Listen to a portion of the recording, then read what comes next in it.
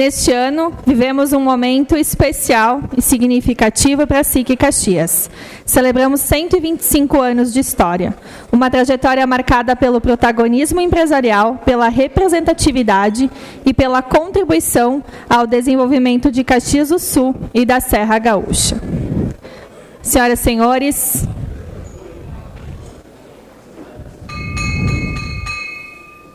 antes de iniciarmos, convidamos a todos a conhecer e celebrar um pouco da nossa história, assistindo ao vídeo do manifesto dos 125 anos da SIC Caxias. Uma casa não é feita apenas de concreto, vidro ou aço, e sim de histórias e pertencimento.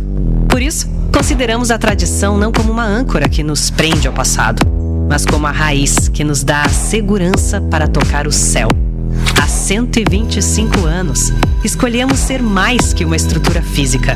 Decidimos ser o ponto de encontro de todos os caminhos.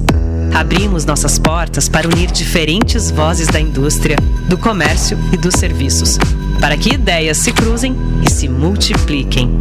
Não estamos aqui só para testemunhar a passagem do tempo, e sim para projetar o amanhã. SIC Caxias, 125 anos. A casa de todos os futuros. Damos boas-vindas ao palestrante desta edição, Gabriel Souza, que é vice-governador do Estado do Rio Grande do Sul e pré-candidato ao governo do Estado. Logo mais, ele abordará o tema Rio Grande Pronto para o Futuro, trazendo sua visão sobre os desafios, oportunidades e perspectivas para o desenvolvimento do nosso Estado nos próximos anos.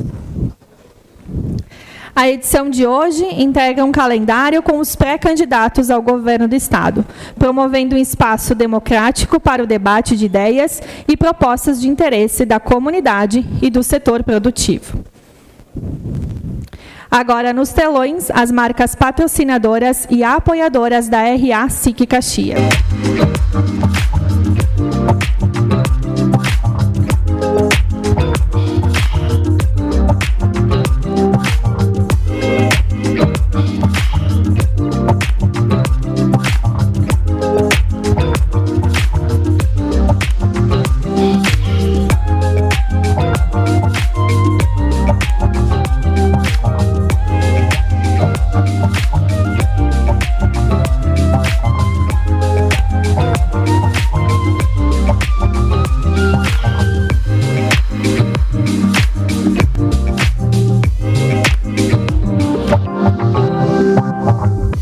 E o projeto Degustar da edição de hoje é com a Casa Once, uma vinícola familiar tradicional de descendentes de italianos com mais de 70 anos de história, que já está na 5ª geração.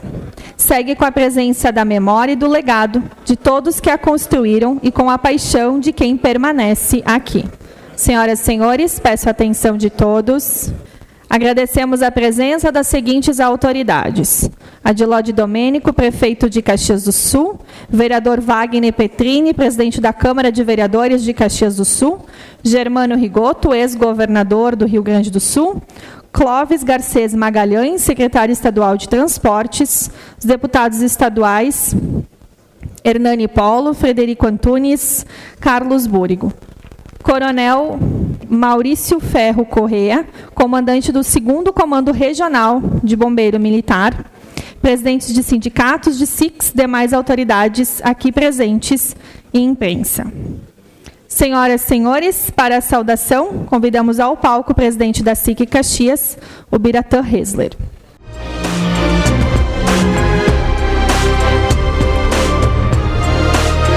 Bem, bom dia a todos.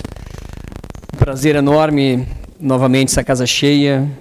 Cumprimento, então, o nosso palestrante, vice-governador e pré-candidato ao governo do Estado do Rio Grande do Sul, Gabriel Souza. Também cumprimento aqui o pré-candidato a vice-governador, né, Hernani Polo. Obrigado por estarem conosco aqui na SIC Caxias, a casa de todos os futuros. Estendo a saudação aos meus vice-presidentes aqui, o André, o Oliveira, o Marcos. Obrigado por estar conosco. O presidente do Conselho Superior, senhor Nadir, obrigado por estar aqui conosco. A Ágata, presidente do Conselho Deliberativo, e saudando a você, saúdo aos representantes desses dois importantes conselhos da nossa casa.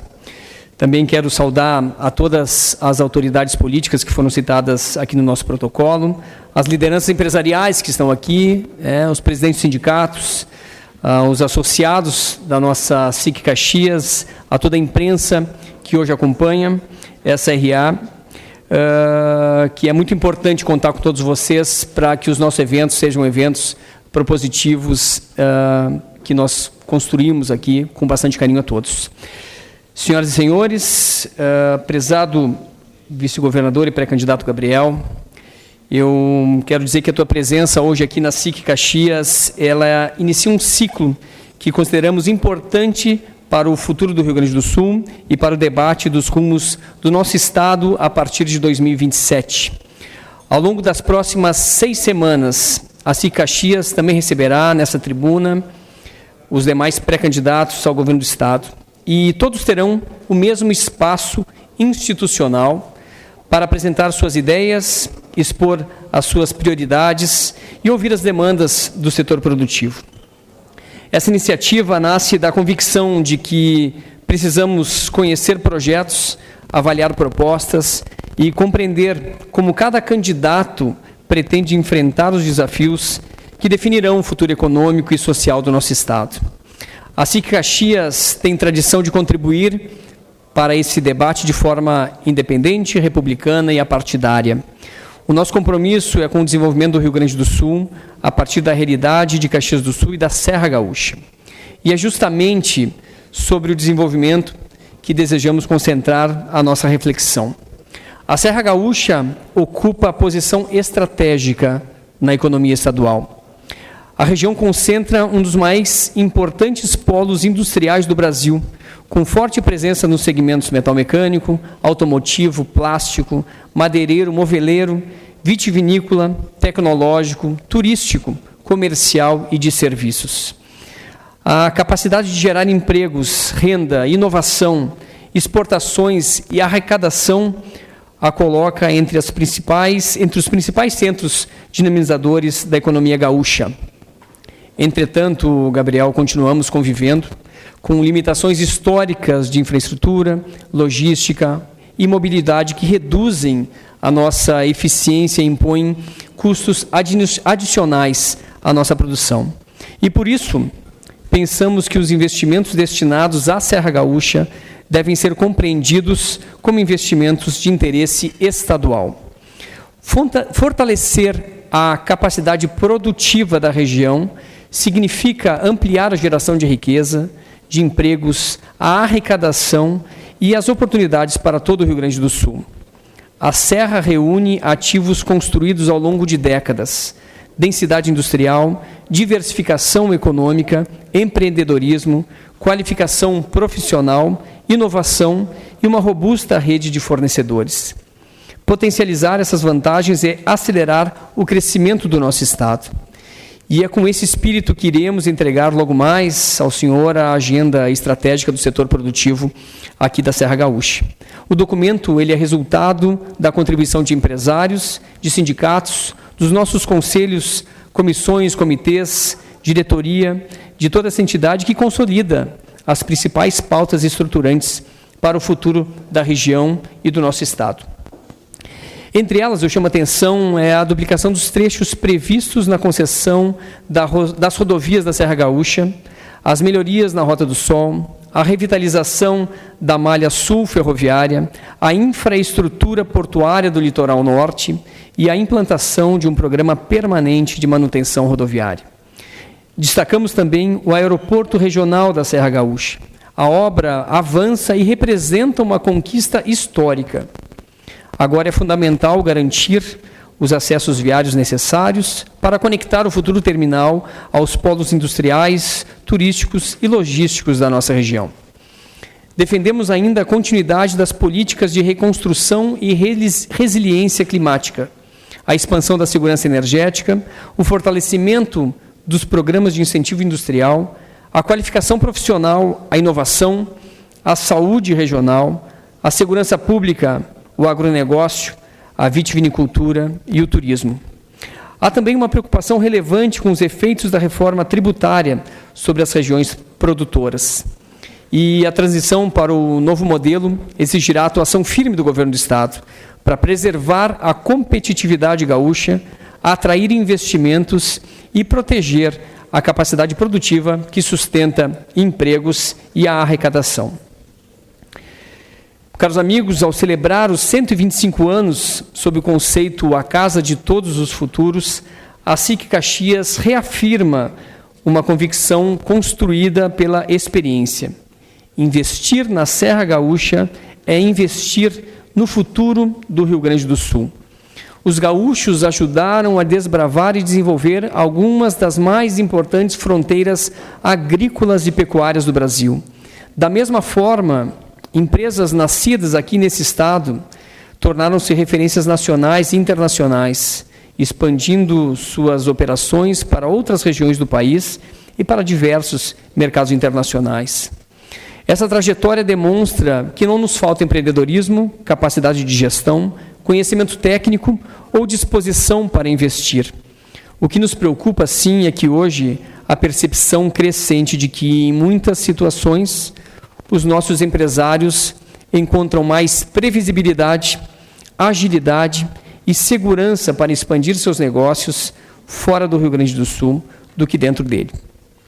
O recente litígio em torno dos programas de concessão de rodovias e o impasse judicial que ameaça a construção de uma nova fábrica de 27 bilhões de reais da CMPC tornaram-se um exemplo emblemático dessa realidade. A mensagem que chega a quem pretende investir é de que há incerteza. Nenhuma economia se torna mais próspera quando seus investidores passam mais tempo avaliando os riscos institucionais do que planejando seus novos empreendimentos. E por isso, deixamos uma reflexão que consideramos central para o futuro do Estado. Como tornar o Rio Grande do Sul novamente o destino preferencial dos investimentos dos próprios gaúchos? Como reduzir a insegurança jurídica, a excessiva judicialização de empreendimentos, a burocracia e os entraves regulatórios que frequentemente retardam decisões de investimentos? As respostas a essas perguntas ajudarão a definir a capacidade do Rio Grande do Sul de crescer e manter sua relevância econômica nas próximas décadas. E antes de concluir, eu gostaria de novamente abordar um tema que mobiliza o setor produtivo nacional nesse momento. E eu me refiro aqui à proposta de redução de jornada de trabalho e ao fim da dita escala 6x1, que passa pela análise agora do Senado Federal. A relevância e a complexidade do tema exigem uma discussão profunda, amparada em dados. A recente aprovação da matéria na Câmara dos Deputados ocorreu sem que o país tivesse realizado o debate técnico compatível com a dimensão dos seus efeitos. Temas que afetam milhões de trabalhadores e centenas de milhares de empresas não pode ser tratado sob a lógica da conveniência política e eleitoreira ou da popularidade momentânea. O Senado tem agora a responsabilidade de qualificar essa discussão, examinando seus reflexos sobre a sustentabilidade dos diversos setores da economia. E as transformações dessa natureza, é lógico que exigem responsabilidade. Prezado Gabriel, mais uma vez quero agradecer a tua presença e a disposição para dialogar com a SIC, aqui em Caxias do Sul, e com as organizações que a SIC representa. Renovo também o convite para que participe em setembro do grande debate que será promovido pela SIC em conjunto com entidades empresariais da região, reunindo os pré-candidatos ao governo do Estado. A Serra Gaúcha sabe produzir e superar adversidades. E o que ela espera do próximo governo é a mesma capacidade de execução. O Rio Grande do Sul não precisa de promessas extraordinárias, mas sim de obras que saiam do papel, de projetos que avancem, de segurança jurídica e de ambiente favorável a quem produz, emprega e investe. A sociedade gaúcha julgará os candidatos pela capacidade de transformar respostas em realizações. Por fim, quero te convidar, Gabriel, junto com o Hernani, por favor, para que possa receber a nossa agenda estratégica para o desenvolvimento do Rio Grande do Sul. Muito obrigado.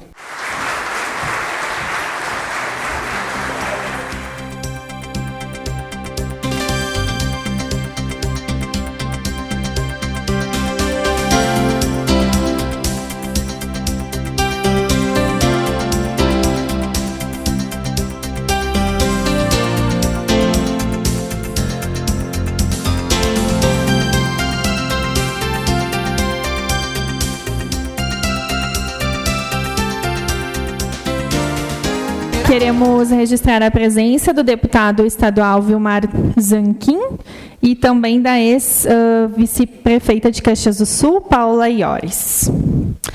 Antes da programação, temos convites especiais. Então, você é o nosso convidado para o Viva RS, um fórum de performance de turismo, edição Serra Gaúcha, que acontece no dia 15 de junho. O encontro é um momento estratégico para empreendimentos de turismo, gastronomia e cultura, com curadoria de palestras e cases práticos.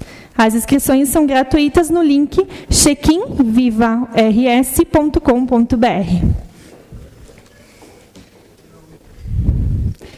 Também está chegando o SIC Connection 2026, um dos principais eventos de gestão, liderança e inovação da Serra Gaúcha. Nos dias 17 e 18 de junho, das 14 às 18 horas, no UX Teatro, grandes nomes do cenário nacional estarão reunidos para discutir um dos temas mais estratégicos da atualidade: o valor do tempo na gestão de negócios e na liderança. Atenção! Esta é a última semana para garantir seu passaporte para os 2 dias do evento. Confiram o vídeo. Tempo, o ativo invisível. No palco do UX Teatro, palestrantes de prestígio como Ricardo Amorim, o maior economista do Brasil, Marcos Pontes, Érica Bamberg, Ricardo Wagner e outros grandes nomes. SIC Connection 2026, 2 tardes de imersão e network nos dias 17 e 18 de junho em Caxias do Sul. Realização SIC Caxias. Mídia Partner, Grupo RBS. Aproveitamos também para convidá-los para as 2 próximas edições da RA SIC Caxias. No dia 15 de junho, a SIC receberá a Patrícia Fraga, CEO da RBS, que ministrará a palestra sobre a comunicação do futuro, abordando tendências, desafios e oportunidades para as empresas e profissionais em um cenário de constantes transformações. A edição também contará com a Feira do Mini Empresa, uma iniciativa que apresenta aos jovens um projeto com uma experiência prática de negócios e inovação. No dia 22 de junho, a edição da RA terá como palestrante Marcelo Maranata, ex-prefeito de Guaíba e atual pré-candidato a governador do estado do Rio Grande do Sul, que abordará o tema Desafios para o Rio Grande voltar a crescer. As inscrições da RA já estão abertas no site da SIC Caxias. Senhoras e senhores, para a sua palestra sobre Rio Grande, pronto para o futuro, convidamos ao palco da RA SIC Caxias o vice-governador do estado do Rio Grande do Sul e pré-candidato ao governo do estado, Gabriel Souza. Bem-vindo.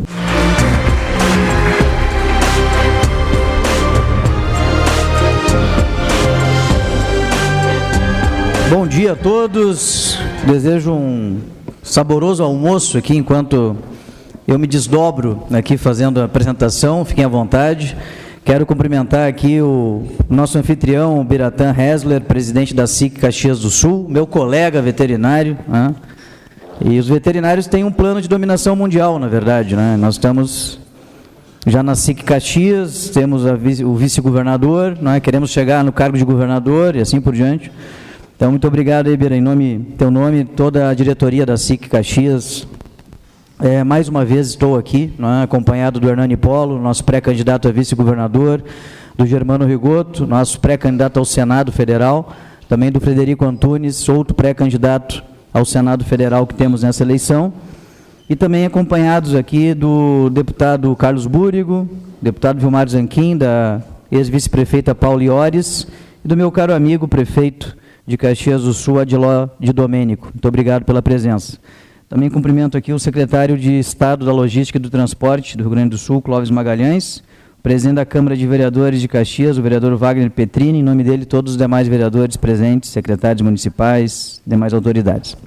Muito bem, então, começo aqui saudando a todos vocês e agradecendo, né, mais uma vez a oportunidade, né? Hoje é uma oportunidade muito rica para nós estaremos hoje em Flores da Cunha, no final do dia também, estão convidados, quem tiver interesse, né, lá na Associação Comercial e Industrial de Flores, para fazer um debate parecido. e fico muito feliz da SIC estar oportunizando para os pré-candidatos a governadores, a governadora, poder mostrar, não é, o que pensam para o Estado, quem são essas pessoas, não é? E principalmente oportunizar uma apresentação aqui das nossas ideias. Então o Hernani e eu estamos muito felizes de estar aqui hoje na SIC Caxias. Dizer que telefonei vindo para cá para o governador Caiado, né, que soube que esteve aqui, eu não pude acompanhá-lo, mas soube que foi muito bem aqui na sua apresentação, como tem ido costumeiramente aí no resto do Brasil, e pediu que eu transmitisse um abraço a todos. Estava dizendo, Caiado, tu foi semanas atrás, agora estou eu indo lá no mesmo local, no mesmo púlpito, e pediu que eu transmitisse um abraço aí ao presidente, a todos os empresários caxienses. Gostou muito de estar aqui, visitou depois empresas, indústrias aqui, etc. E fizemos o maior lançamento das pré-campanhas até o momento, lá em Porto Alegre, no dia seguinte. Vocês deram sorte, botamos 7.000 pessoas lá em Porto Alegre para lançar a pré-candidatura.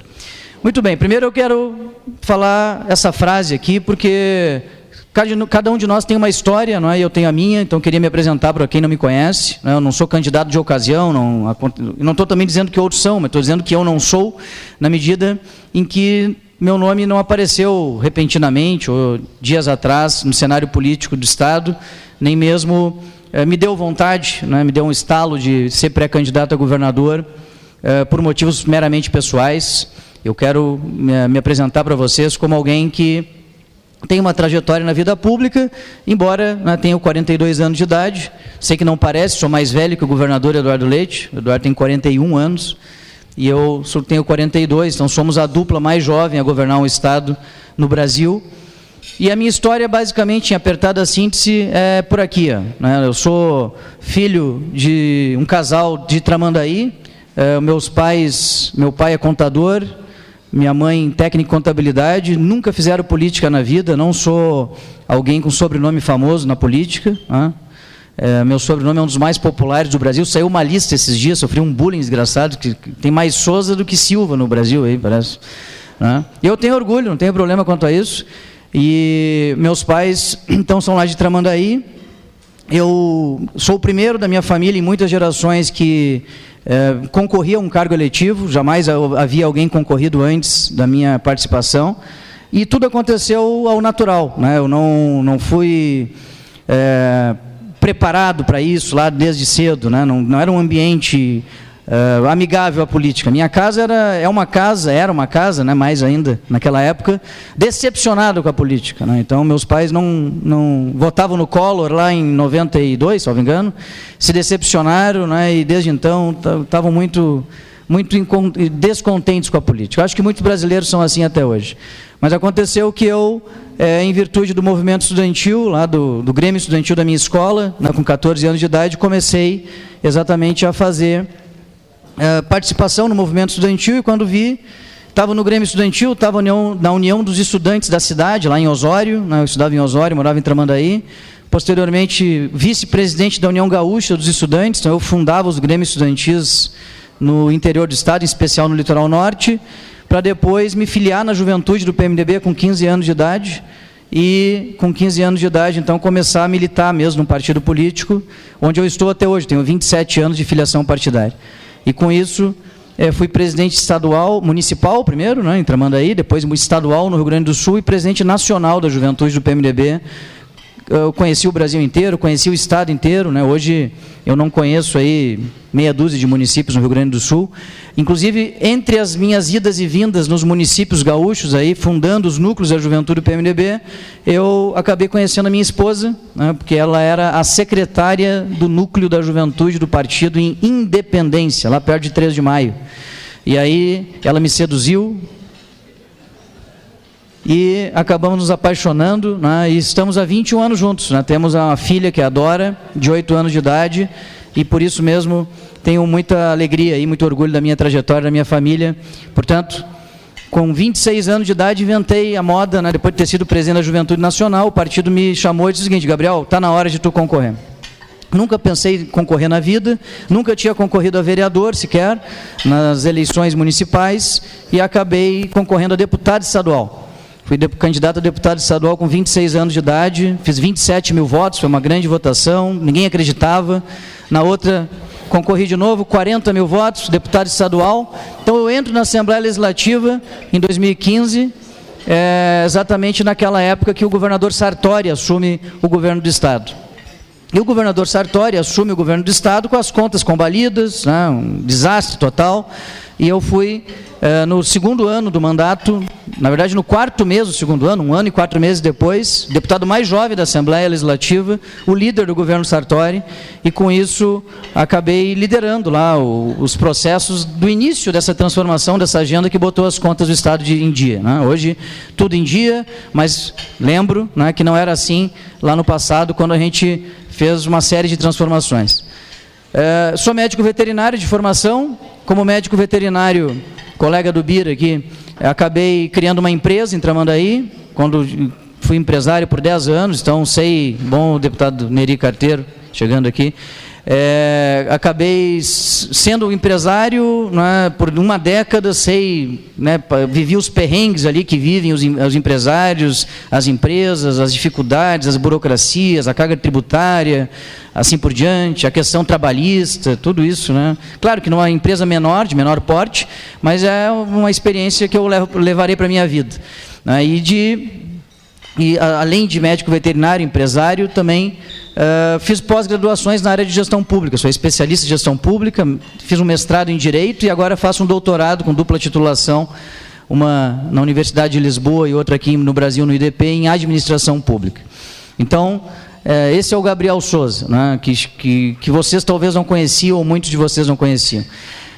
No segundo mandato, como deputado estadual, fui presidente da Assembleia Legislativa, e presidente da Assembleia foi muito importante, né, porque ali a gente avançou na agenda de transformações no primeiro governo do governador Eduardo Leite, e por fim, então, no meio de 2022, o MDB, meu partido, fez uma discussão intensa e tensa, né, e decidimos, pela primeira vez, não ter candidato próprio a governador, para fazer essa aliança que venceu as eleições. Nós fomos para o segundo turno por 2.441 votos. É pouquinho voto, né? São 5 votos por cidade, não é por urna. O Rigoto teve um segundo turno que ele não foi para o segundo turno por 17 mil votos. E eu me lembro que era 3 votos por urna, alguma coisa assim. Agora, nessa foi pior ainda, foi 2.441 votos. Nós subimos o resultado de ir ou não para o segundo turno no domingo, às 11h30 da noite. Se tivesse mais 3, 4 urnas ali em Passo de Torres, nós talvez não estivéssemos no segundo turno. E, claro, a coligação foi fundamental para que a gente pudesse estar no segundo turno e ganhar as eleições. Muito bem, então, vice-governador do Estado, desde 2022, eleito, né, 23 eu assumo. Foi quando, então, me desfiz da minha empresa lá em Tramandaí, parei de atuar como médico veterinário, sempre fui clínico geral de pequenos animais, fazia clínica médica de pequenos animais de Tramandaí, e passo, então, a falar um pouquinho sobre a vida pública. O que eu aprendi aqui em apertadíssima síntese, né? Eu acho que tem 3 coisas que a gente tem que falar aqui. Primeira coisa, todo mundo que vier aqui nesse púlpito, todo mundo que vier aqui nesse palco, que quer concorrer a governadora, por gentileza, faça a seguinte pergunta: como vais ter o dinheiro para fazer tal coisa? Carta de intenções, o ChatGPT faz melhor. Vou botar agora aqui no Cloud, no ChatGPT, no Gemini, em qualquer inteligência artificial, certamente a inteligência artificial vai entregar ali uma carta de intenções para o Estado, que é muito boa, né? Porque vai consultar excelentes bases para poder entender quais são as principais demandas. Mas a verdade verdadeira é que para poder viabilizar a gente precisa ter recursos no caixa. E o Rio Grande do Sul já viu o período, já assistiu o período que não tinha recursos, e exatamente por isso nós hoje valorizamos tanto, eu valorizo tanto a questão das contas. Quem não cuida das contas não consegue cuidar das pessoas. Quer fazer política de educação, tem que cuidar das contas. Quer fazer política de saúde, tem que cuidar das contas. Quer fazer estrada, infraestrutura, cuidar das contas. Quer fazer política de segurança pública, cuidar das contas. Essa é a mãe de todas as políticas públicas. Segunda questão, que a riqueza não é gerada pelo governo, não é gerada por quem produz. É clichê essa frase, mas é a mais pura verdade, né? A arrecadação vem dos tributos, que vem dos faturamentos empresariais, ou das pessoas em geral. Então, ali que vem a arrecadação do Estado. Se eu quero ter um Estado com mais receita, eu tenho que ter um Estado que produz mais. Essa é a primeira das grandes premissas. E o Estado, para tanto, tem que ser parceiro de quem empreende, trabalha e investe. É isso, né? A gente precisa, é simples a fórmula, a gente precisa de ser cada vez mais parceiro de quem empreende, trabalha e investe. O cara é investidor, parceiro. O cara é trabalhador, parceiro do Estado. O cara é empreendedor, parceiro do Estado. É exatamente isso. São essas 3 grandes categorias de pessoas que nós temos que fazer parcerias com o Estado do Rio Grande do Sul. E as parcerias são feitas de diversas formas, né? A segunda questão é o seguinte: nós vivemos, de fato, uma polarização. Então, uma das grandes perguntas que me fazem para o Hernani também, é se nós vamos conseguir vencer aqui os candidatos da polarização. Vamos conseguir vencer? Gabriel, você acha que vence, vai para o segundo turno e consegue vencer a polarização?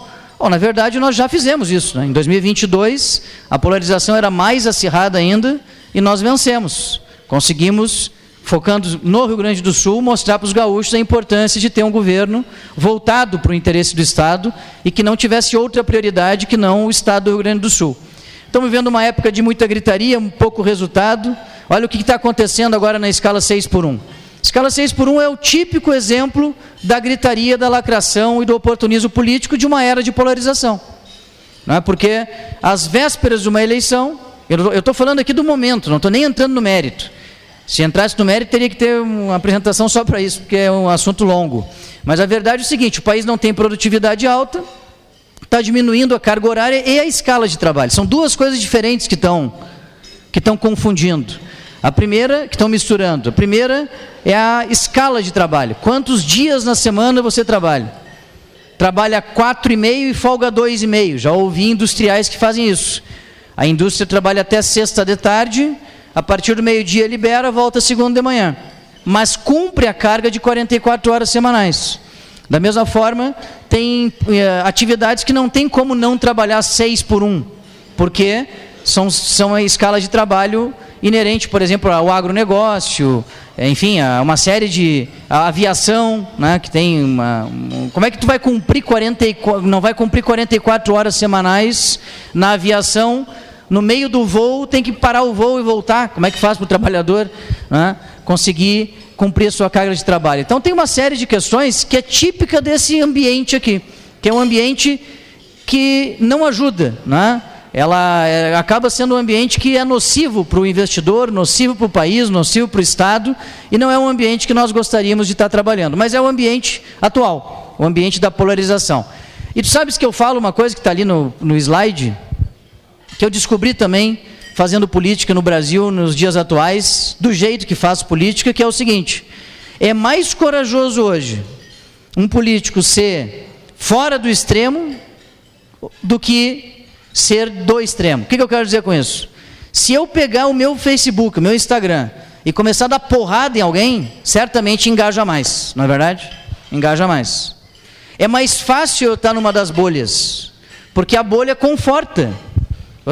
Tu está lá numa bolha, seja à esquerda ou à direita, seja no extremo ou no outro, o que vai acontecer contigo? Tu está com um monte de gente na tua volta, engajado, também tensionando, radicalizando, fazendo posicionamentos extremistas, etc., para retroalimentar a bolha. Porque assim como a dupla Grenal, tu precisa ter um adversário. Né? A dupla Caju aqui, né? Tu tens a torcida, ela acaba engajando mais a favor do time, mas quando tem uma certa rivalidade contra outro time. Então é muito bom para o Lula, né, ter o Flávio, e a recíproca é verdadeira, é muito bom para o Flávio ter o Lula, a verdade é essa, ali o Brasil é o de menos, né, infelizmente. E é exatamente por isso que coragem mesmo, quem tem coragem nessa quadra, nesse momento, é quem não está nos extremos. Esse é corajoso. Fazer política fora dos extremos hoje em dia é um heroísmo. É um heroísmo. Porque tu não tem uma passeata aqui, né, nas avenidas de Caxias do Sul, moderação, não. Uma faixa assim, queremos mais racionalidade. Não, é pau. A passeata para eu juntar gente é na porrada, né? O jeito mais fácil de fazer isso. Infelizmente, isso vai acalentando o ódio nas pessoas e dividindo aqui as pessoas.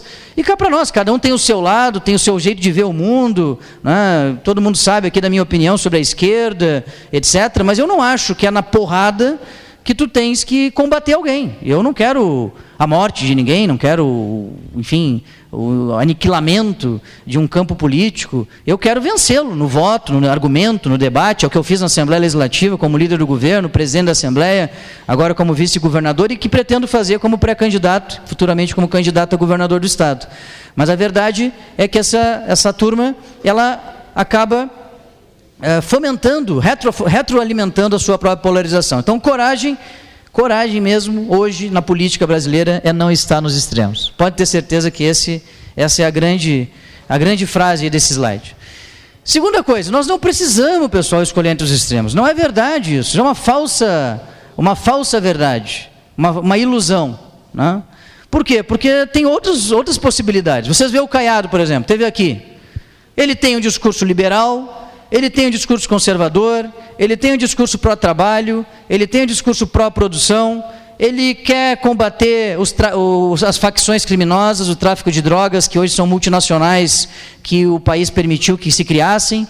Não é? Um dos únicos lugares do Brasil que não tem PCC e Comando Vermelho é aqui no Rio Grande do Sul, não sei se vocês sabem disso.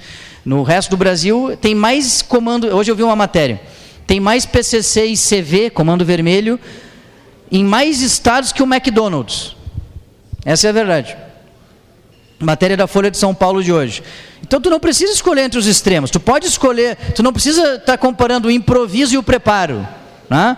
Tu vai estar escolhendo lá alguém que tem lá uma carta de intenções, eu quero fazer tal coisa, eu quero fazer isso, quero fazer aquilo, e eu quero saber como que tu vai fazer. Então tu pode, em vez de ficar escolhendo entre lados extremos, tu pode ficar escolhendo entre quem tem preparo e quem está improvisando.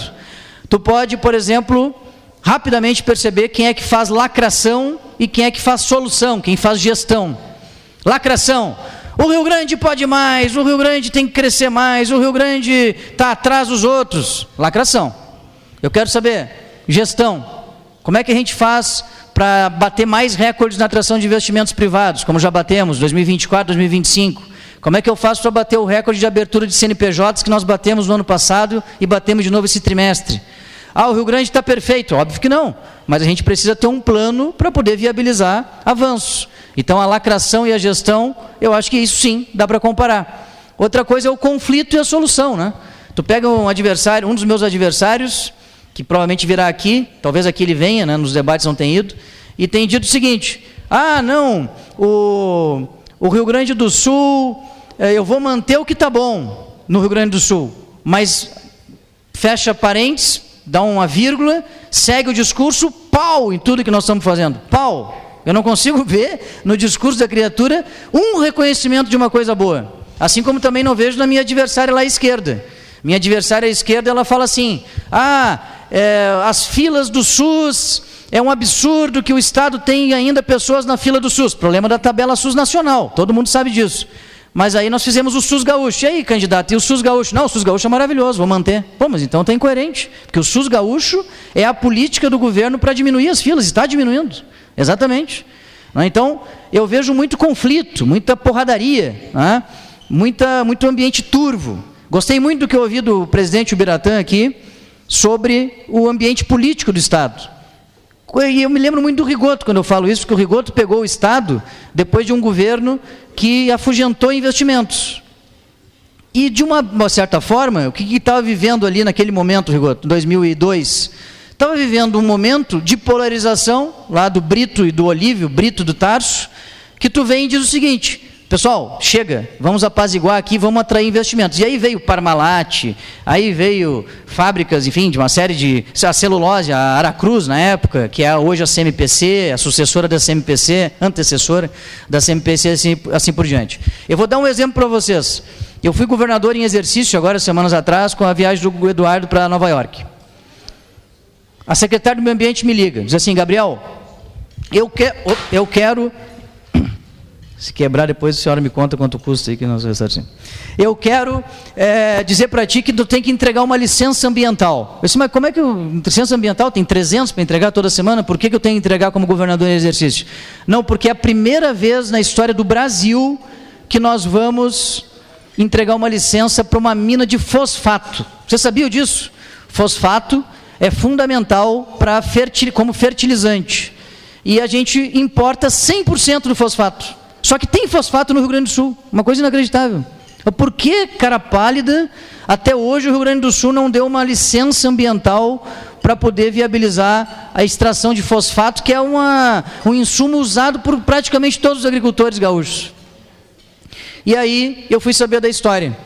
A gente deu a licença 3 anos atrás, e o que aconteceu? Por uma ação ideológica, fruto de disputa política, acabou que foi embargada a licença por 3 anos. 3 anos.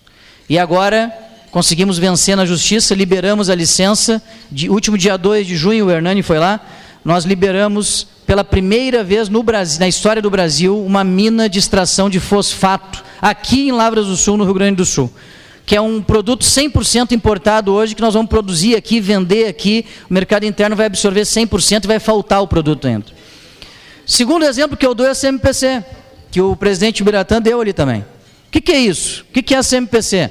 CMPC é o seguinte, nós ficamos 3 anos lutando para trazer esse investimento. 3 anos, fomos ao Chile, o Hernani foi no Chile, o Eduardo foi no Chile, a CMPC veio aqui, reuniões aqui, eles disputando, nós disputando com estados vizinhos brasileiros, disputando com países do Mercosul, a CMPC querendo fazer um investimento de 5 bilhões de dólares, o que dá mais ou menos aí 27 bilhões de reais, 25 bilhões de reais, só o polo petroquímico para comparar com esse investimento. E o que aconteceu?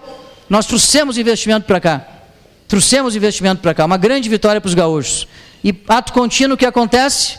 Acontece o ambiente político do Rio Grande do Sul, ideologizado, trabalhando com a ideologia e não com a logia, ou seja, questões ideológicas acima de questões lógicas, e fez com que um procurador da República, do Ministério Público Federal, questionasse não as aldeias, o impacto nas aldeias indígenas do entorno do empreendimento, mas sim de todo o estado do Rio Grande do Sul. É um ambiente político que acaba assustando o investidor. Agora, no bloco 2, o que aconteceu foi exatamente isso. Os caras criaram uma CPI, pessoal, uma CPI, eu fui presidente da Assembleia, não se abre CPI sem objeto determinado. Uma CPI para investigar o que, cara pálida? Pedágios. Não tinha edital, muito menos tinha contrato. E abriram a CPI para dar-lhe porrada no projeto. Você pode não gostar do projeto, pode ter crítica ao projeto. Agora, é evidente que é importante para o Estado ter rodovia duplicada. É evidente que o contorno norte aqui de Caxias do Sul, viaduto da saúde, prefeito Agiló, não é que a concessionária está fazendo aqui, nós vamos começar agora Bento Farroupilha no 2º semestre e assim por diante, são obras importantíssimas, obras que vão salvar vidas, que vão melhorar a logística. É evidente, São Paulo faz isso, Paraná faz isso, vários estados brasileiros fazem isso, o governo federal do PT faz isso, aqui no Rio Grande do Sul nós tivemos uma aliança que eu chamo de camelo com girafa, usando aqui um jargão da medicina veterinária, 2 espécies animais diferentes entre si, se cruzando, que foi o PT na relatoria e o PL na presidência da CPI, camelo com girafa. Essa é a verdade. Foi uma cruza completamente absurda, uma aliança feita entre os 2 partidos para bater na CPI. Para vocês terem uma base, hoje o governador do estado está indo depor na CPI. Está indo depor na CPI que não tem fato consumado. O que o investidor enxerga com isso? O investidor certamente enxerga um ambiente turvo, um ambiente de brigas, um ambiente de conflito, um ambiente que ele pode escolher um leilão no Paraná, um leilão em São Paulo, um leilão no Mato Grosso, um leilão em Espírito Santo, um leilão federal, não é? Onde o ambiente político é menos conturbado. Então, esse é o problema, não é, das lacrações versus a solução. Então, o que acontece? Eu sei que o Rio Grande não está perfeito. Agora, mudou muito, melhorou muito. O Estado tinha dificuldade de pagar as contas em dia, né? O governo Tarso aumentou em bilhões de reais a despesa sobre arrecadação. O Estado tinha problema de atrair investimentos, como ainda tem, né, de uma certa forma, mas melhoramos muito. O Estado tinha problema de burocracias, que ainda existem, mas nós melhoramos muito. Então, o que acontece? O Estado evoluiu durante os últimos anos. O Estado evoluiu, o Estado melhorou, o Rio Grande está diferente. As obras estão aí, os investimentos na educação, na saúde, na infraestrutura e assim por diante estão aí para confirmar. E essa agenda que funciona, eu vou trazer alguns resultados aqui para vocês, mas poderia trazer outros que são resultados que não são opiniões, são fatos. E contra fatos, me parece que não há argumentos. O orçamento do DAER, antes de colocarmos as contas em dia, era em torno de 150 milhões de reais. Para vocês terem uma base, a minha cidade tem 60 mil habitantes, Tramandaí, capital das praias do Rio Grande do Sul. Quem é que tem casa em Tramandaí? Levanta a mão. Ninguém tem casa em Tramandaí, isso é uma vergonha, gente, pelo amor de Deus. Hã? Mas por que só Arroio do Sal? Por que só Arroio do Sal? Quem é que tem Arroio do Sal? Levanta a mão aí. Arroio do Sal 1, tem um em Arroio do Sal. Xangri-Lá, quer ver? Xangri-Lá vai ter todo mundo aí. Capão. Torres. A maioria é Torres. É bom. Então vou dar o braço torcer por Torres. Mas brincadeiras à parte, Tramandaí tem 60 mil habitantes, tem um orçamento de 370 milhões de reais. O DAER inteiro, para todas as rodovias estaduais, antes de colocarmos as contas em dia, tinha em torno de 150 milhões de reais. 150 milhões de reais. É ridículo. Ridículo. Então, botamos as contas em dia, fizemos uma agenda de privatizações, quase 5 bilhões de reais de investimentos em rodovias. Menor criminalidade da história. Você se lembra, a Brigada Militar andava de Corsa 1.0, Palio Weekend. Agora anda de Hilux, SW4, Renault Duster, Toyota Corolla, todos os veículos semi-blindados. Não tem um veículo da Brigada, da Polícia Civil, comprado no nosso governo que não seja semi-blindado. Os investimentos privados aumentaram, porque se eu comparar antes, o investidor olhava, via as contas desorganizadas, não investia aqui no Estado. Tinha vários problemas, entre os quais este. É impressionante, o gráfico mostra muito o quanto que aumentou o investimento privado depois de colocarmos as contas em dia. Em 2024 foi o recorde, botamos mais de 100 bilhões de reais de investimentos trazidos para cá. A Scala Data Center, que é o maior distrito de data centers da América Latina, ali em Eldorado do Sul, em virtude do cabo Malbec de internet de alta velocidade, que vai entrar no Rio Grande do Sul, pelo município de Balneário Pinhal até Porto Alegre e dali derivar para outros locais. É a única capital no sul do Brasil que vai ter o cabo Malbec de alta velocidade de internet, vai mudar a capacidade de internet aqui do estado. 100 bilhões de reais de investimentos, Coca-Cola, BH, CMPC e assim por diante, a Aeromot, que é uma fábrica de aviões e helicópteros ali em Guaíba. Né? Em 2025, isso aqui é só 2024, né? 2025 foram mais de 92 bilhões de reais atraídos também. Então o investidor gosta de Estado com as contas em dia, gosta de Estado que está com as contas organizadas. A gente diminuiu a burocracia, 96% dos serviços são digitalizados, mais de 1 bilhão de reais em obras escolares. Isso aqui é muito importante porque a escola, agora nós estamos fazendo uma PPP, parceria público-privado nas escolas. E o CEPERS, e o PT e o PDT estão dando porrada na nossa PPP, dizendo que nós vamos privatizar as escolas. Não é verdade. Perceba o seguinte, queria explicar isso para vocês. O que acontece? O diretor da escola hoje gasta muito tempo com questões prediais. Então, tu tem uma lâmpada queimada, tu tem um cano furado, tu tem uma umidade na parede. E o diretor da escola, ao invés de se dedicar na aprendizagem dos alunos, na melhoria da aprendizagem, acaba tendo que se dedicar a questões de engenharia, de obras. Então, para que a gente possa evitar isso, a gente vai fazer uma parceria público-privado, chamando parceiros da área da construção civil para administrar o prédio da escola. Não é a escola, é o prédio da escola. Liberando, portanto, os diretores para poder focar naquilo que mais importa, que é a aprendizagem das crianças, correto? Isso está acontecendo em vários lugares do mundo e do Brasil, tem funcionado muito bem, e a gente ficou um ano parado esse processo no Tribunal de Contas, em virtude de questões ideológicas que foram superadas, e agora a gente consegue, então, viabilizar a PPP das escolas. Vai melhorar muito, as escolas vão começar, aqui em Caxias, e nos municípios do RS Seguro, nós vamos começar nas periferias, não é escola bacana, não. Escola do centro e tal, vai ser escola lá da zona mais periférica da cidade, onde eventualmente tem mais violência, ou mais propensão à violência. E também a redução das filas na saúde através do SUS Gaúcho, que eu já comentei anteriormente.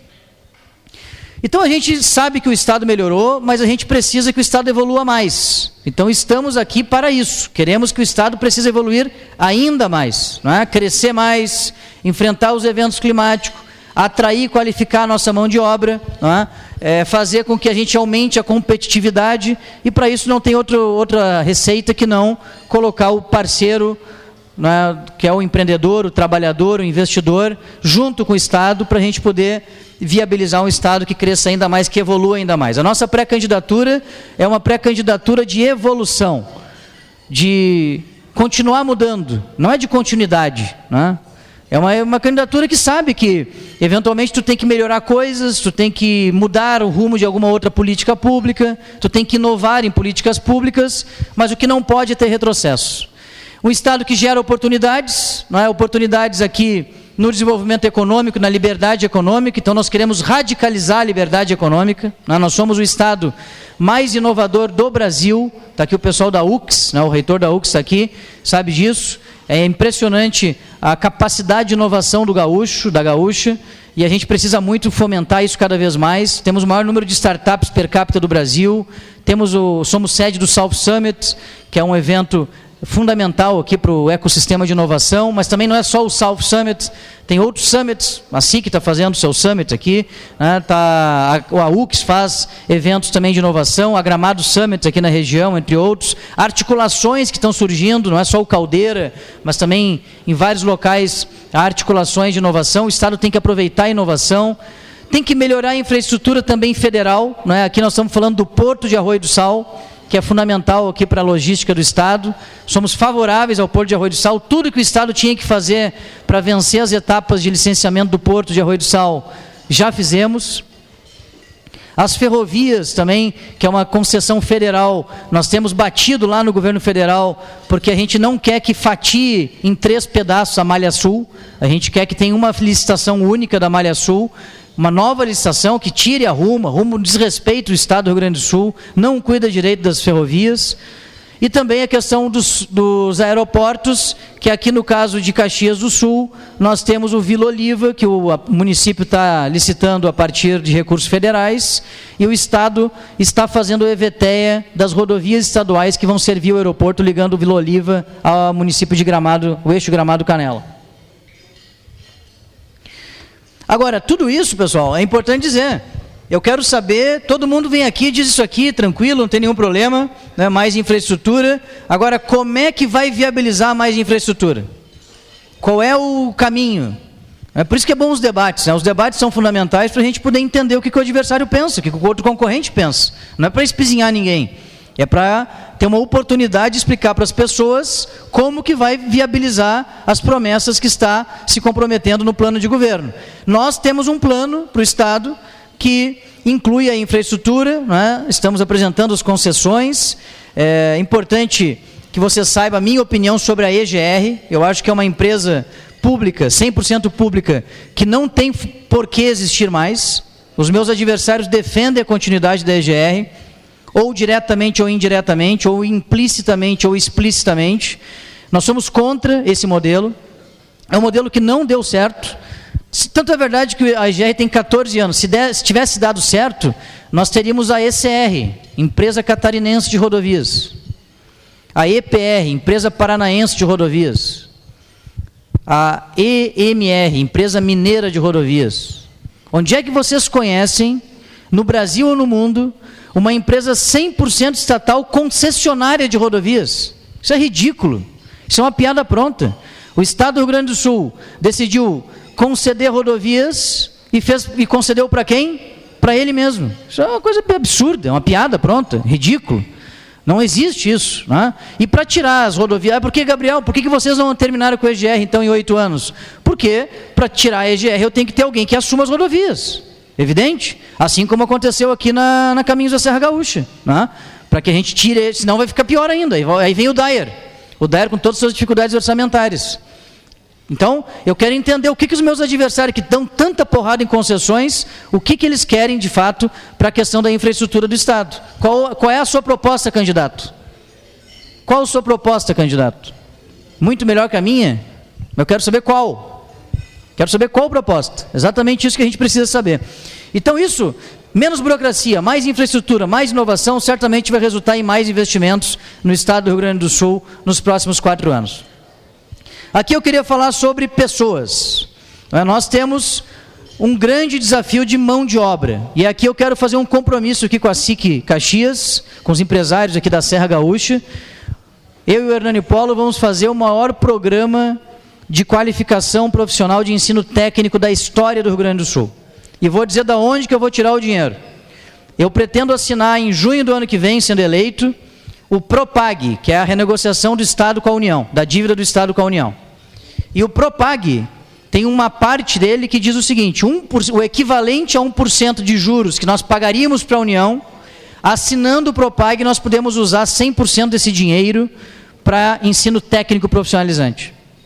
Então, nós vamos comprar vaga no Sistema S, está aqui o pessoal do Senai, vamos comprar vaga no Sistema S, vamos comprar vaga nas universidades comunitárias, está aqui a UX, que podem fornecer esse tipo de qualificação para o governo do Estado, e vamos robustecer a forte rede de escolas técnicas do Estado, que hoje tem 60 mil matrículas. Então, nós vamos comprar vagas, vamos criar vagas e vamos robustecer as escolas técnicas do Estado. Eu quero que todo estudante de ensino médio do Rio Grande do Sul saia do ensino médio com uma profissão. O cara vai ser técnico em indústria, técnico em biocombustível, técnico em energia renovável, técnico em turismo, técnico em vitivinicultura, técnico em eventos, técnico em logística, não sei. Vamos pegar as vocações regionais e vamos viabilizar ensino técnico para esses jovens. Estou dizendo de onde eu vou tirar o dinheiro. Vou assinar o PROPAG e só no ano que vem vamos ter algo em torno a 600 milhões de reais para investir nessa área. Não quero construir uma escola a mais de ensino técnico. Quero comprar vagas e robustecer, qualificar as escolas de ensino técnico que nós já temos disponíveis no Rio Grande do Sul. E por isso mesmo, a importância do ensino técnico para qualificar a mão de obra. Além disso, escolas de ensino médio em tempo integral. Nós começamos o governo com 18, estamos em 432, eram 5 mil, são 50 mil matrículas de escola de ensino médio em tempo integral. Nós vamos aumentar ainda mais esse número de matrículas de escolas de ensino médio em tempo integral. E atenção, todos os estudantes de ensino médio em tempo integral, a partir desse ano já têm, e no nosso governo vamos aumentar, ensino técnico concomitante, ou seja, não é pós-médio. O cara vai sair do ensino médio com profissão. Já agora, isso já está acontecendo. Escolas de ensino médio em tempo integral com ensino técnico integrado. Esse é o grande projeto que nós temos para qualificar a mão de obra da juventude que vem por aí e que certamente vai ser muito importante. Poderia falar de outras questões, né? O fortalecimento da aprendizagem, as reformas das escolas, falei da PPP das escolas, que vai pegar aí 99 escolas na primeira rodada, mas nós estamos fazendo obras em mais de 1.000 escolas, aqui em Caxias do Sul, inúmeras obras em escolas acontecendo, estaduais, que há anos não via um balde de tinta na sua frente, não via um saco de prego na sua frente, não via um saco de argamassa na sua frente. Nós estamos botando mais de 1 bilhão e 200 milhões de reais em obras em escolas que são fundamentais para melhorar a qualidade da educação do Estado. O meu adversário vai vir aqui nas próximas semanas, os meus adversários, e vai dizer o seguinte: o vice-governador esteve aí, disse que tem obras em 1.000 escolas, mas a escola tal não tem obra ainda. É verdade, eu sei disso, porque são 2.304 escolas, são décadas sem investimentos. E, portanto, claro, o Estado não deu conta de fazer obras em escolas do jeito que deveria. Então, por isso mesmo, a gente precisa melhorar progressivamente, evolutivamente. Não podemos retroceder. E eu não tenho dúvida que no nosso próximo governo nós vamos aumentar o valor investido em escolas para finalizar 100% das escolas gaúchas com uma reforma de qualidade que lhes dê dignidade, salas climatizadas e assim por diante, para o estudante poder viabilizar a sua educação. Já falei da redução das filas da saúde, a regionalização, os investimentos que fizemos aqui no Hospital Geral de Caxias do Sul, entre outros, a segurança pública, que nós temos aí os melhores índices da história do Rio Grande do Sul, investimentos importantes em integração, segurança, inteligência, investimentos em equipamentos, viaturas, colete à prova de bala, munição. Não é? Colete à prova de bala antigamente era vencido, estava vencido o colete à prova de bala, o sistema base, não é? E hoje nós temos aí equipamentos muito melhores e adequados para as forças de segurança. Mas tem um problema que eu quero me comprometer também aqui com a SIC, com os empresários, que é a questão do feminicídio. Nós precisamos diminuir os feminicídios, é um crime difícil, não vou ser demagogo aqui para vocês. Hoje aconteceu um feminicídio em Alecrim, lá na fronteira com a Argentina. O que foi aquele feminicídio? Não tinha medida protetiva, não tinha. O último boletim de ocorrência que a vítima havia registrado foi em 2010, há 16 anos atrás. O Estado não sabia que podia acontecer o crime. É um crime difícil, porque é um crime passional. Aliás, passional, uma pinóia, né? É um crime do ódio, né? Passional seria da paixão. É um crime do ódio, né? Que acaba acontecendo muitas vezes dentro do quarto de casal. Eu não consigo botar, né, um policial por casa, né? Então, como é que a gente vai trabalhar isso? A gente precisa ter mão firme sobre o agressor, e aí nós temos um programa que monitora 1.200 mulheres no estado e 1.200 agressores, eles com tornozeleira eletrônica e elas com celular que o estado dá, tudo monitorado num painel parecido com esse, lá em Porto Alegre, na Secretaria de Segurança Pública. Se um se aproxima do outro, acima do limite permitido, a gente manda uma viatura em direção a ela e outra viatura em direção a ele. Nenhuma mulher foi vítima de feminicídio dentro desse programa até o momento. Desde 2023 o programa está rodando, fazem 3 anos. Então é um programa de resultado aqui. Nós vamos aumentar esse programa com mão firme sobre o agressor. Mas não é só isso. Tem mulheres que não conseguem sair da situação de hipossuficiência do marido, de dependência econômica, e muitas vezes não denunciam. Então a gente tem que ter uma rede de acolhimento da mulher para ela poder se sentir segura em denunciar o criminoso. E por fim, tão importante quanto, é a medidas de mudança de cultura. Desde a escola nós temos que ter, já na educação, combate ao machismo. É isso. Nós, homens, temos que propagar a cultura do combate ao machismo, né? Nossa sociedade tem que ser cada vez menos machista. Temos que extinguir o machismo da sociedade. E isso funciona desde a educação. E aqui, então, eu falo um pouquinho sobre resiliência climática, né? O Plano Rio Grande, que é o plano de prevenção a enchentes do estado, melhoria da resiliência, que nada mais é do que a capacidade de resistir a mudanças no clima que o estado está tendo, o que inclui a questão das cheias, das enchentes, mas também inclui as secas. E aqui uma outra proposta em relação à dívida com a União que a gente traz. Nós queremos assinar o Propag, incluir todas as dívidas do Estado dentro dessa nova renegociação, inclusive as chamadas dívidas garantidas pela União, que são aquelas dívidas contratadas por organismos internacionais no passado que a União garantiu. Então a gente quer que eles continuem pagando essa dívida, hoje a gente não paga. E também queremos prorrogar o FUNRIGS e usar o FUNRIGS dessa vez para proteger as lavouras, né? Irrigação e manejo de solo, para a gente poder ter menos efeitos das futuras estiagens e mudanças climáticas que atingirem o Rio Grande do Sul, porque nós sofreremos, infelizmente, estiagens nos próximos anos, com certeza, em virtude da recorrência que está acontecendo aqui no estado desse fenômeno climático. Então, resiliência climática é proteção contra enchentes e também proteção contra os danos das estiagens. O Estado 100% afeta ao diálogo, nós não somos radicais, não somos extremistas, não estamos nos fingindo agora, me maquiando aqui, botando uma fantasia de moderado, né? Que nem tem, eu acho engraçado muitas vezes alguns adversários tentando ser moderados, e aí logo em seguida escorrega, já dá uma porrada lá que já mostra a agressividade, o tom agressivo do discurso. Não interessa quem for eleito presidente da República, nós vamos conseguir conversar com essa pessoa, seja ele de qual ideologia pertencer, né, para que o Estado possa ter diálogo. Isso faz parte da nossa biografia, do meu comportamento, do comportamento do Hernani, do nosso jeito de ser. Somos um Estado, somos uma pré-campanha, uma pré-candidatura 100% Rio Grande do Sul. Esse é o motivo do slogan, né? É um slogan de verdade, é um slogan verdadeiro, é 100%, aqui não tem outra prioridade, aqui eu não estou preocupado com outra coisa que não seja o Rio Grande do Sul, o problema dos gaúchos e das gaúchas. O Rio Grande do Sul não é laboratório para fazer aventura, não é laboratório para ter uma carta de intenções feita pelo ChatGPT embaixo do braço, para ir para cima e para baixo, dar grito e lacração. A gente precisa ter...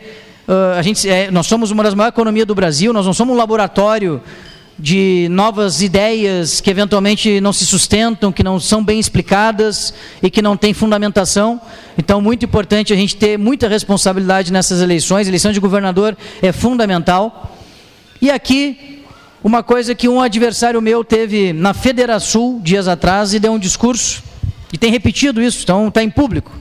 Pois não adianta dizer que não falou, porque na verdade está no YouTube, né? Está gravado.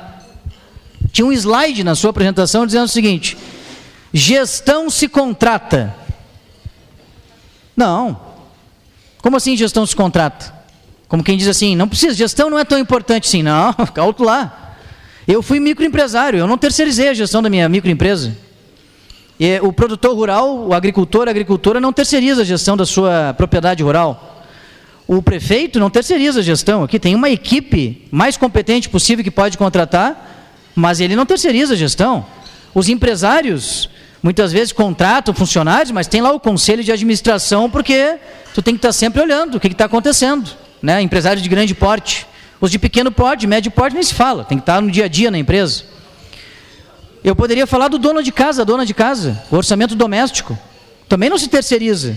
Lá na minha casa, eu e minha esposa cuidamos do nosso orçamento doméstico para cuidar da nossa filha, porque, do contrário, eu vou terceirizar para quem a gestão? Gestão também é isso. A gestão da SIC, aqui da entidade, tem esse ativo aqui enorme, esse prédio, não é? Seus gastos, seus corpos de funcionários, suas receitas. O presidente deve ter aqui um diretor lá que cuida disso, mas ele está sempre olhando, não pode terceirizar a gestão. É muito importante dizer isso, porque na verdade é o seguinte, eu fui governador em exercício inúmeras vezes, mas como vice-governador eu acompanho a vida ali do núcleo do governo. E eu posso dizer para vocês o seguinte, eu posso contratar a melhor equipe do mundo. E aí um dia, tu está numa reunião de governo, a secretária da Fazenda discorda da secretária de Planejamento. Quem decide? Chama um consultor. Terceirizei a gestão? Não, é o governador. O governador tem que decidir. Questões técnicas, complexas, que nós nem abordamos aqui. Vamos incluir as dívidas garantidas pela União ou não? Vamos assinar o Propag mais o regime de recuperação fiscal e pedir a prorrogação do FUNRIGS através da Lei Complementar 206? É o governador que decide. O governador é que define a estratégia, que define o rumo, que toma decisões macro. O governador, a governadora, tem que estar plenamente preparados. Saber tudo ninguém sabe, é evidente. Mas o pior lugar do mundo para aprender a governar é na cadeira do governante. O pior lugar do mundo para aprender a governar é na cadeira do governante. Lá não pode aprender. Lá tem que chegar já com uma boa carga de experiência, de capacidade, de conhecimento, dos números também, porque os números são as vidas das pessoas que acabam se materializando em políticas públicas. Então, gestão não se terceiriza. Quem acha que gestão se terceiriza não está preparado para ser governador ou governadora do Rio Grande do Sul. Não está preparado para ser governador ou governadora do Rio Grande do Sul. Gestão, insisto, não se terceiriza. Eu quero estar dentro da gestão como governador, assim como vai estar o Hernani como nosso vice-governador, que, aliás, vai ser um interlocutor do setor do governo, do nosso governo com o setor produtivo após a nossa vitória lá em outubro. Então, essa é uma frase que eu deixo aqui também para reflexão de todos. Evolução exige preparo, exige conhecimento, exige saber o que fazer, exige saber para onde vai, como vai, não é só onde quer chegar, é como chegar. Eu posso ir daqui a Torres pela Rota do Sol, mas também posso ir pela 116 até a 239, depois pego a 474, pego a 101, eu posso ir até o Charlau e até a 118, em Gravataí para pegar a 116, eu posso de várias formas. Qual é a forma que nós queremos ir? É o jeito mais rápido, mais seguro e mais eficiente. E para isso precisa ter preparo, sim, precisa ter conhecimento. Eis o motivo pelo qual a importância de estar com condições de assumir o governo do Estado e não deixar para aprender a ser governador lá. Eu quero, para finalizar, dizer que temos que dar o próximo passo. Arrumamos as contas, reconstruímos boa parte do Estado, nós temos que acelerar agora o desenvolvimento. evoluir, em parceria com a iniciativa privada, um ambiente de liberdade econômica, um ambiente sem radicalismo, sem extremismo, um ambiente que a gente consiga viabilizar a atração de investimentos com cuidado das contas para poder melhorar a vida das pessoas. Esse é o recado que eu e o Hernani nos damos aqui para vocês, que também é, de certa forma, o que o Caiado falou, tenho certeza, dias atrás, aqui na oportunidade que ele esteve na SIC Caxias. Portanto, muito obrigado, presidente Bira, fico à disposição se tiver algum questionamento. Estou muito feliz de novamente estar aqui. Obrigado pela atenção dos senhores e das senhoras. Obrigado, Germano Rigoto, Frederico Antunes, Hernani Polo. Obrigado, prefeito Adiló. Obrigado aos deputados. Obrigado a todos que vieram. A gente está muito animado com essa caminhada. Temos muita convicção da nossa vitória. A eleição nem começou ainda. Vai ter Copa do Mundo, depois vem as convenções. E na hora que a população começar a parar para pensar sobre a eleição, pode ter certeza que vai ver nessa chapa a chapa que mais tem condições de governar e fazer o Rio Grande do Sul prosperar ainda mais. Muito obrigado a todos.